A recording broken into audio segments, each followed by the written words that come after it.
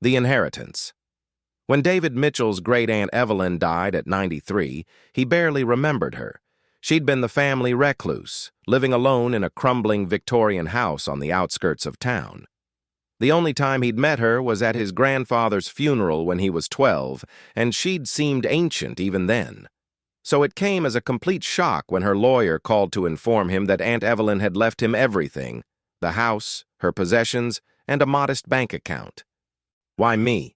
David asked. "I hardly knew her." The lawyer, Mr. Brennan, adjusted his glasses. "She was quite specific. Said you were the only family member who hadn't asked her for money over the years." David drove out to see the property the following weekend. The house sat on 5 acres of overgrown land, its Gothic architecture both beautiful and intimidating. Paint peeled from the shutters, and ivy crawled up the walls like gnarled fingers. Inside, dust motes danced in shafts of sunlight. The furniture was covered in white sheets, giving the rooms a ghostly appearance. But beneath the neglect, David could see the house's potential. High ceilings, original hardwood floors, stained glass windows. It would be worth a fortune if properly restored. In the master bedroom, he found Aunt Evelyn's personal effects still laid out on the dresser.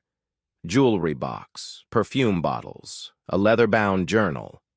David picked up the journal, curious about the woman who'd left him such an unexpected gift.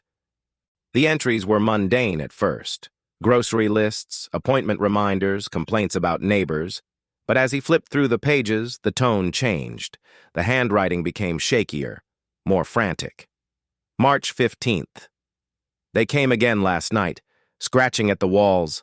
I know what they want, but I won't give it to them, not after what Harold did." March 22nd. "Found another hole in the basement wall. They're getting closer. I've sealed it with cement, but they always find new ways in." April 3rd. "The scratching is constant now. They know I'm getting weaker. I need to find someone to take over, someone the family trusts. David seems like a good boy." David's hands trembled as he read. Aunt Evelyn had clearly been suffering from some form of dementia in her final months. The scratching was probably mice or settling wood. Old houses made all kinds of sounds. But that night, staying in a hotel back in town, David couldn't shake the journal entries from his mind. He decided to spend the next day exploring the house more thoroughly. The basement was exactly what he'd expected. Stone walls, low ceiling, musty smell of decades-old dampness. But as his flashlight beam swept across the far wall, he saw what Aunt Evelyn had written about. Patches of newer cement, roughly applied, covering what looked like holes. David examined one of the patches more closely. The cement was recent, maybe weeks old. Some of it had already cracked, and he could see darkness beyond. He pressed his ear to the wall and heard something that made his blood freeze. Scratching, faint but unmistakable, coming from behind the cement. He stepped back, heart pounding. "Mice," he told himself. Had to be mice trapped in the walls. But the sound was too rhythmic, too purposeful, like something trying to claw its way out. That evening, David returned to the lawyer's office with more questions. "Mr. Brennan, what do you know about my aunt's mental state in her final months?" The older man frowned. "She seemed sharp enough when she wrote her will. Why do you ask?" "I found her journal. She wrote about something scratching in the walls, about someone named Harold." Mr. Brennan's expression grew troubled. "Harold was her brother, your great-uncle. He died about 15 years ago." "What happened to him?" "Heart attack, supposedly. But there were rumors." Brennan hesitated.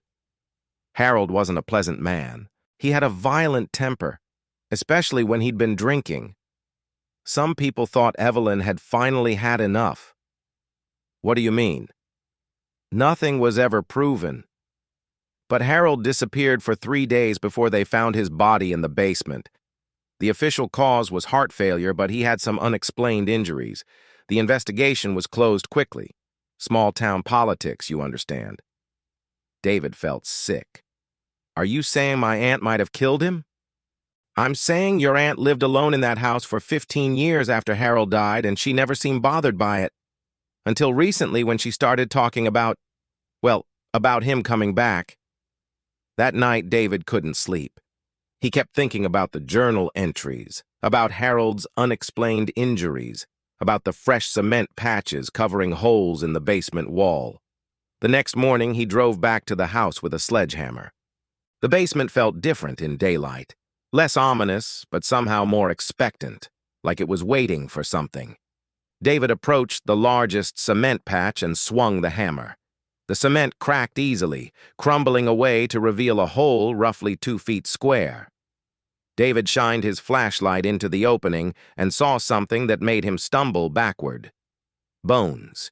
Human bones, scattered in a small chamber behind the wall. But that wasn't the worst part. Scratches covered the inside of the chamber, deep gouges in the stone made by fingernails. Someone had been sealed inside that space and had clawed desperately at the walls trying to escape. David's phone shook in his hands as he called 911. While he waited for the police, he forced himself to read more of Aunt Evelyn's journal. April 10th. Harold's getting stronger. The cement won't hold him much longer. He's angry about what I did, but he deserved it. 40 years of his fists, his threats, his drinking. I only meant to knock him unconscious, but when I woke up, he wasn't breathing. I panicked and put him in the old root cellar chamber. I told everyone he'd had a heart attack. April 15th. I can hear him calling my name. He wants out. He wants revenge, but I'm dying anyway, and soon it won't be my problem anymore. I just hope whoever inherits this place is strong enough to keep him contained. The police found more than just Harold's remains. The chamber had been a root cellar built into the hillside behind the house. Harold had apparently regained consciousness after Evelyn sealed him inside, but by then it was too late. He died slowly, scratching at the walls. But the forensics team made a disturbing discovery. Some of the scratches were fresh, made within the last few weeks, and Harold's bones showed signs of recent movement, as if something had been disturbing them. Detective Morrison looked troubled as he questioned David. Your aunt's been dead for 2 weeks. Who's been making those fresh scratches? David had no answer. But that night, alone in his hotel room, he thought he heard something at his window. A faint scratching, like fingernails on glass. He decided to sell the house immediately, accepting the first offer that came in. He never returned to see it again, never collected any of Aunt Evelyn's other possessions. Some inheritances, he learned, came with prices too high to pay. The new owners lasted 3 months before moving out. They complained about sounds in the basement, about feeling watched, about scratch marks appearing on their walls overnight. The house sits empty now, slowly returning to the earth. But sometimes on quiet nights, neighbors report hearing sounds from the basement. The rhythmic scratching of someone who's been trying to claw his way out for 15 years, and who isn't ready to stop just because he's dead. Some secrets, David learned, refuse to stay buried. And some family members should never be trusted with an inheritance, no matter how generous it seems.